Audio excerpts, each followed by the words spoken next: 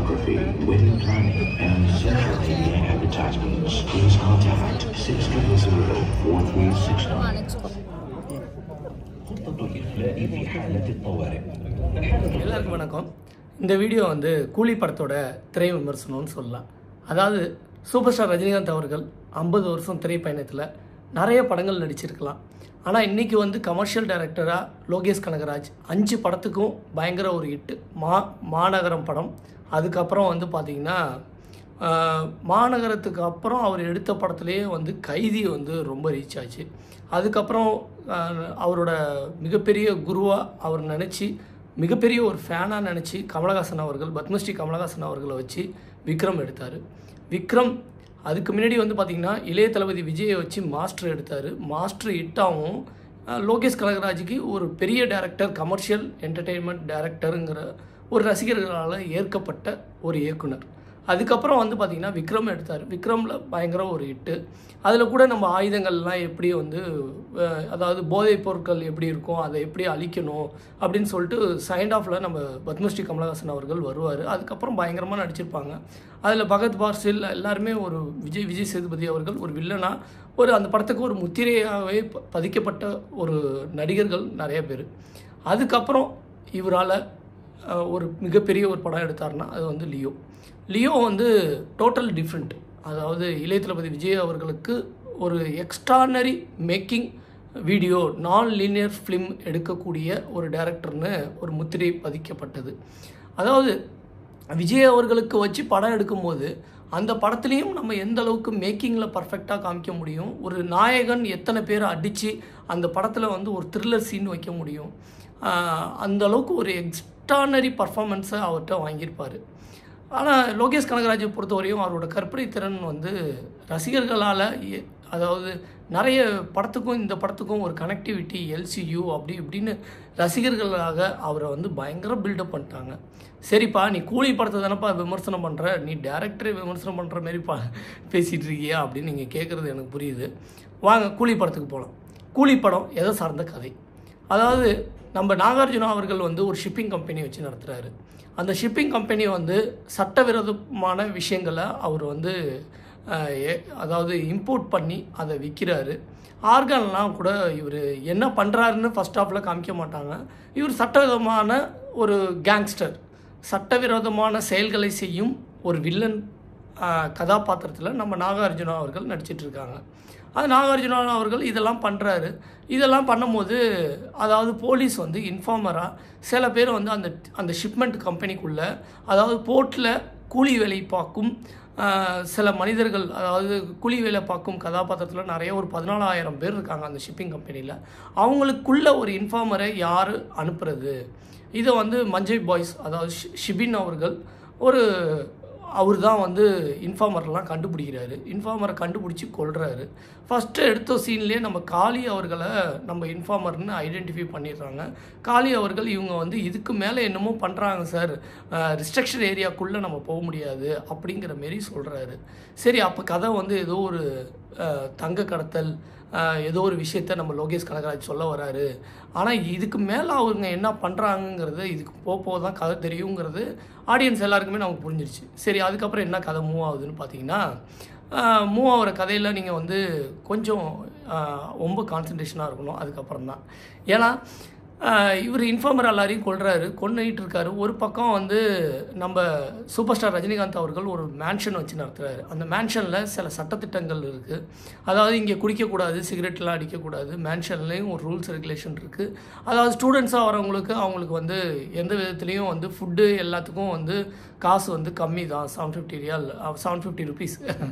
பாருங்க, நான் ரியலில் சொல்லிட்டேன். அதாவது கத்தாரில் நான் அந்த படம் பார்க்கும்போது தேட்டரில் போய் 550 ரூபா வருது. இங்கே நம்ம ஊரில் 1000 ரூபா 2000 ரூபாய்லாம் டிக்கெட் விற்றாங்கன்னு சொல்கிறாங்க. அப்புறம் நாங்கள் போய் அதாவது இவங்க வந்து சொல்கிறாங்க மேன்ஷனில் சில ரூல்ஸ்லாம் இருக்குதுன்னு, குடிக்கக்கூடாதுன்னு சொல்லிட்டு சொல்கிறாங்க. நம்ம சூப்பர் ஸ்டார் ரஜினிகாந்த் அவர்கள் கறியெல்லாம் வெட்டுறாரு. அதுக்கு அப்படியே அது நைஃபை வந்து அப்படியே சூப்பராக ஸ்டைலிஷாக பண்ணுறாரு. அப்புறம் வந்து எவெல்லாம் எனக்கு மறைமுகமாக வச்சுருந்த பாட்டில் எல்லாத்தையும் எடுத்துகிட்டு வாங்க, இன்றைக்கி பாட்டில் கிடைக்காது அப்படிங்கிறாங்க. எல்லோரும் மொத்தமாக பாட்டில் எடுத்துகிட்டு வராங்க. எடுத்துகிட்டு வந்து எல்லாமே ஒரு ஒரு அண்டாங்குண்டால ஊற்றி அதை அப்படியே தள்ளி விட்டுறாரு. தள்ளி விட்டு ஒரு அட்வைஸான ஒரு பாட்டு, அந்த பாட்டில் சூப்பர் ஸ்டார் ரஜினிகாந்த் அவர்களோட டான்ஸு செம்மையாக இருந்தது. ஒரு ரசிக்கும் விதமாக எடுத்திருந்தாங்க அந்த பாட்டு. அதுக்கப்புறம் நம்ம சூப்பர் ஸ்டார் ரஜினிகாந்த் அவர்கள் நம்ம சத்யராஜ் அவர்களை இறந்துடுறாரு. சத்யராஜ் அவர்கள், அதாவது இதோட கனெக்ஷன் பார்த்திங்கன்னா விக்ரமில் எப்படி கமலஹாசன் மகன் இறந்த பிறகு அந்த இறந்தது எதனால் இறந்தாருன்னு அவர் இன்வெஸ்டிகேஷன் பண்ணுற மாரி இதுலேயும் ஒரு இன்வெஸ்டிகேஷன்ஸ் சத்யராஜ் அவர்கள் எதனால் இறந்துருப்பார் அப்படிங்கிறதுக்காக இவர் வந்து விசாகப்பட்டினம் போகிறாரு. விசாகப்பட்டினம் போய் சத்யராஜ் அவர்கள் நேச்சுரலான டெத்தா இல்லை யாராவது அடித்து கொண்டாங்களா அப்படிங்கிறத பார்க்குறாரு. இது கார்டிக் அரெஸ்ட்டுங்கிறாங்க. அப்புறம் வந்து நெஞ்சில் நல்லா பலமாக குத்துனதால் அவர் இறந்துருக்காருங்கிறது நம்ம சூப்பர் ஸ்டார் ரஜினிகாந்த் அவர்களுக்கு தெரியுது. இவர் தேவாங்கிற ஒரு கதாபாத்திரத்தில் நண்பருக்கு என்ன நடந்தது அப்படிங்கிறத தெரிஞ்சுக்கணுங்கிறதுக்காக இவர் வந்து இங்கே என்னென்ன இவர் பண்ணார் அப்படின்னு விஷயத்த நம்ம சார்லிட்டேருந்து கேட்குறாங்க. அவரும் தண்ணி போட்டு நம்மளால் முடிஞ்ச அளவுக்கு அவரும் இந்த கதைக்கு ஒரு கதாபாத்திரத்துக்கு ஹெல்ப் பண்ணியிருக்காரு.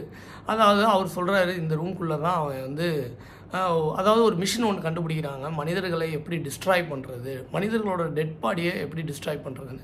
சத்யராஜ் அவர்கள் அது வந்து நல்ல விஷயத்துக்காக கண்டுபிடிக்கிறாரு. மனிதர்களோட பாடியை வந்து டிஸ்ட்ராய் பண்ணும்போது மேலே வந்து பொல்யூஷன் போகுது, அந்த பொல்யூஷன் மாசுபடுகிறதால நிறைய வியாதிகள் வரும். அதனால் இந்த பாடியை டிஸ்ட்ராய் பண்ணுறத ஒரு எலக்ட்ரிக்கல் டிஸ்ட்ராக்டர் மிஷின் மூலமாக கண்டுபிடிச்சி அதை வந்து ஒரே பொடியாக்கிறாரு. அந்தளவுக்கு வோல்டேஜ் செலுத்தி அந்த பாடியை வந்து போன்ஸ்லாம் வந்து வெறும் பவுடராக வந்துடுது. இதனால் பொல்யூஷன் வராதுங்கிறத அவர் கண்டுபிடிக்கிறாரு. இதை வந்து கவர்மெண்ட் வந்து ஏற்றுக்காததால் இவர் வந்து அதை வந்து ரிஜெக்ட் பண்ணிடுறாங்க. அதுக்கப்புறம் நம்ம நாகார்ஜுன அவர்கள் இந்தமாரி இன்ஃபார்மரு நிறைய பேர் பாடியெல்லாம் கொல்றாரு. அந்த பாடியை கொல்லும் போது சரி இவன்ட்ட இதை வந்து கொடுத்து இதை டிஸ்ட்ராய் பண்ணணுங்கிறாரு. இவங்க அதை வந்து பண்ண முடியாது, இது சட்டவிரோதமான செயல்களுக்காக நான் கண்டுபிடிக்கல, இது கண்டுபிடிச்சதோட பர்பஸே வந்து பொல்யூஷன் கண்ட்ரோல் பண்ணுறதுக்கும் நம்மளுக்கு வந்து நம்ம சுவாசிக்கிறதுல வந்து பேடாக பொல்யூஷன் வரக்கூடாதுங்கிறதுக்காக டெட் பாடி எரிக்கிறதுல ஒரு மிஷினாக கண்டுபிடிச்சி இதை டிஸ்ட்ராய் பண்ணுறா, அதனால் பொல்யூஷன் கண்ட்ரோல் ஆகுங்கிறதுக்காக தான் கண்டுபிடிச்சேன், உன்னமாரி வில்லனுக்காக கண்டுபிடிக்கல அப்படிங்கிறாரு. நான் உன்னோட பொண்ணெல்லாம் கொன்னுடுவேன், நீ இதை பண்ணி தான் ஆகணும்னு மிரட்டுறாரு. அதனால் இவர் செய்கிறாரு. இதை செய்யும் போது அங்கே உள்ள விஷயங்கள், அதாவது நம்ம சுபின் அவர்கள் ஒரு இன்ஃபார்மர் மாரியே இருக்கார். ஆனால் சில கதைகள் சில கதாபாத்திரங்கள் புரியாத புதிராகவே இருக்குது. நம்ம லோகேஷ் கனகராஜுக்கு தான் அதெல்லாம் விடை தெரியும். அதேமாரி ரசிகர்கள் நீங்களும் தான் சொல்லணும். அவர் வந்து இது எல்லாத்தையும் சுபின் அவர்கள் ஏதோ ஒரு விஷயத்த டாக்குமெண்டேஷனாக எடுத்து வச்சுருக்காரு. அதை நம்ம சத்யராஜ் அவர்கள் பார்த்துடுறாரு. இவர் வந்து நான் வந்து அந்த கூட்டத்துக்கு உன்னை பற்றி சொன்னேன்னா நீ என்ன ஆவேன்னு தெரியுமா அப்படிங்கிறாரு. இவர் உடனே சுபின் அவர்கள் சத்யராஜை கொண்டுடுறாரு. என்னை தேடி ஒருத்தன் ஆஃப்லைன்லேயே இருக்கான், அவன் வருவான், வந்தானா நீ அவனுக்கு பதில் சொல்லணுங்கிறாரு. அதுதான் வந்து கதை. கண்டிப்பாக நம்ம சூப்பர் ஸ்டார் ரஜினிகாந்தோட நண்பர் எப்படி செத்தார் அப்படிங்கிறத அவர் டீட்டெயிலாக போகிறாரு. இதுக்கு பின்னாடி யார் யார் இருக்கா எல்லாரையும் தெரிஞ்சுக்கணுங்கிறதுக்காக சிவன் அதாவது நம்ம நாகார்ஜுன அவர்கள் தான் மெயின் வில்லன். அவர் வந்து எப்படி தெரிஞ்சுக்கிறாரு இந்த கூட்டத்துக்கு யார் யார் பின்னாடி இருக்கா அப்படிங்கிறதுக்காக நம்ம ஸ்ருதிஹாசன் அவர்கள் வந்து ஃபஸ்ட்டு அதாவது ரஜினிகாந்த் அவர்களை வெறுக்கிறாங்க.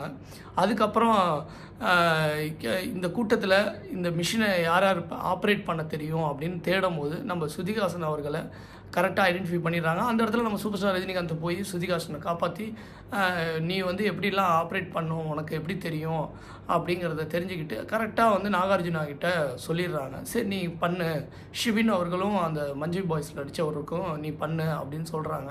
அப்புறம் வோல்டேஜை செலுத்தி ஒரு பாடியை டிஸ்ட்ராய் பண்ணுறாங்க. அதுக்கப்புறம் அதுவே பணம் வந்து அதுக்கு நிறைய கிடைக்கிறதால அதை வச்சு சரி நம்ம இதே பண்ணலாம் அப்படின்னு சொல்லி நிறைய டெட் பாடி பண்ணுறாங்க. அப்புறம் ஷுபினும் வந்து ஏதோ ஒரு இன்ஃபார்மர்னு நாகார்ஜுனாவுக்கு தெரிய வரவும் ஷுபினே கொல்றதுக்கு ட்ரை பண்ணுறாங்க. அவரும் வந்து சாவர கண்டிஷனில் இருந்து புதைக்கப்பட்டு திடீர்னு பொழைச்சி வந்துடுறாரு.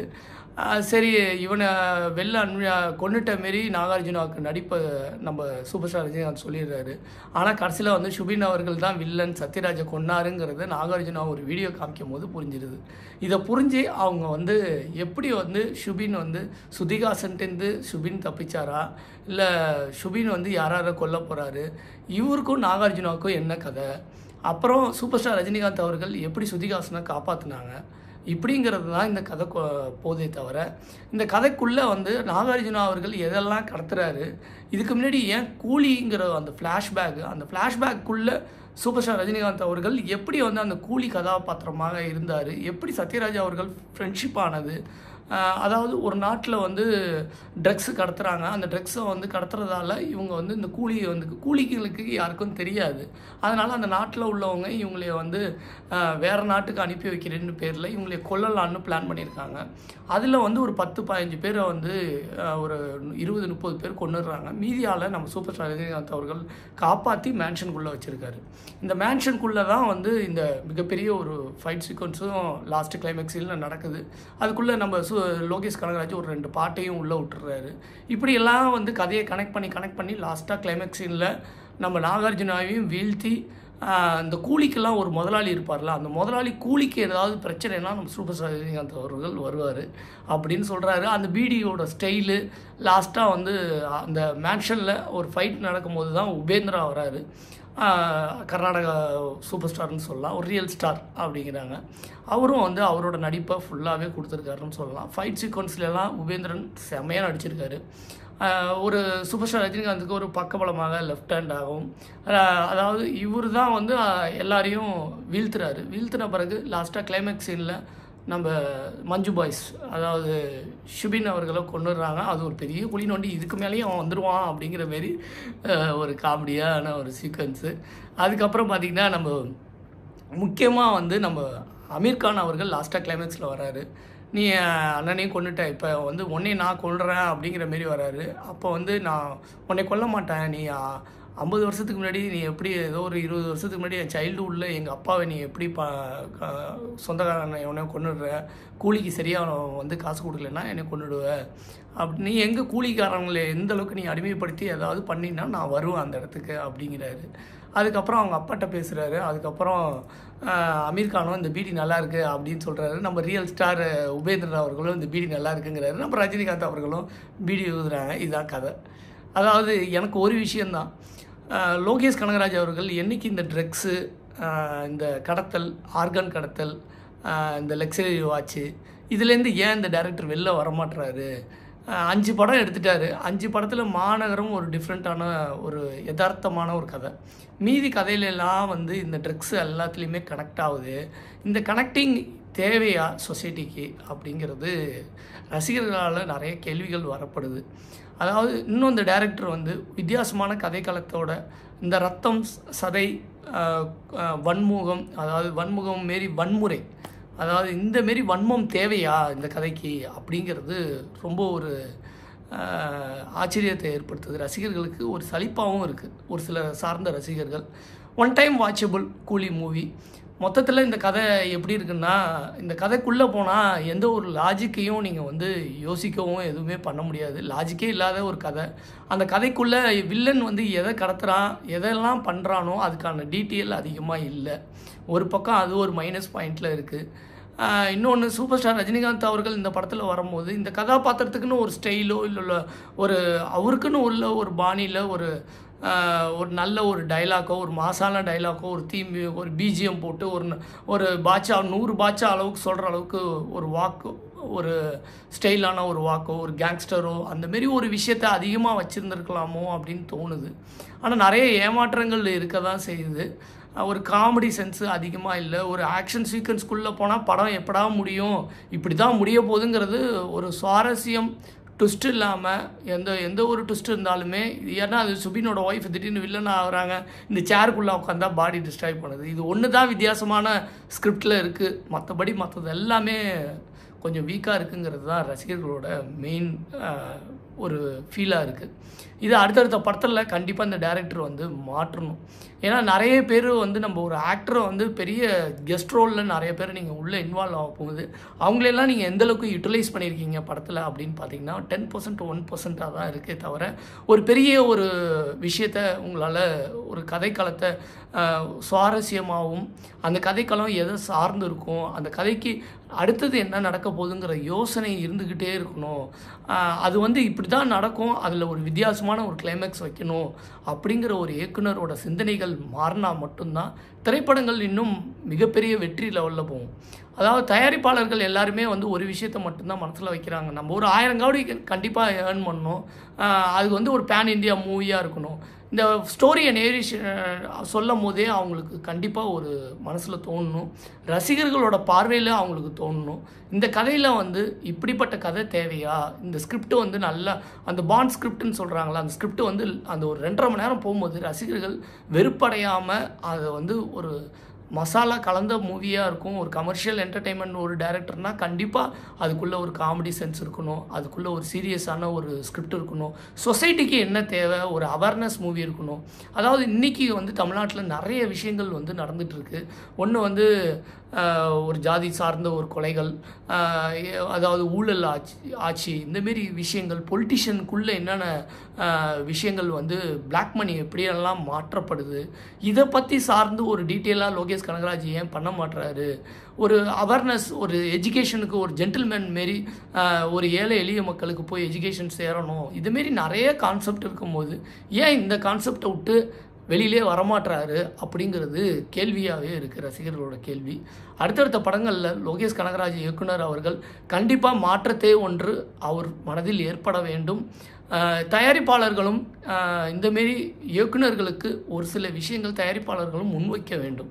இந்தமாரி சார்ந்த கதைகளோட மக்களுக்கு என்ன தேவையோ, மக்களுக்கு என்ன விழிப்புணர்வான கதைகளை எடுக்க முடியுமோ, இயக்குனர்கள் அந்தமாரி கதைகள் சொன்னால் மட்டும்தான் தயாரிப்பாளர்களும் அந்தமாரி படங்களை எடுக்க முடியும் என்பது சினிமா ரசிகர்களோட வேண்டுகோள். தேங்க்யூ ஃபார் வாட்சிங் அவர் வீடியோஸ்.